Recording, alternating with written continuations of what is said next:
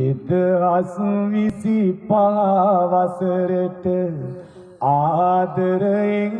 එක් වෙලා කිරිබත් ගොඩ බක් මහ තුල සතුට සවිය ගල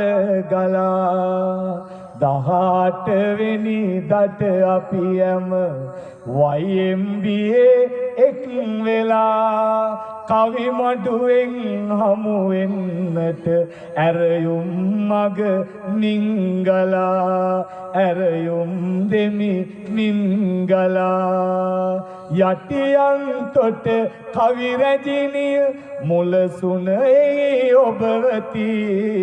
කවියේ රසය ලෝතුරු බව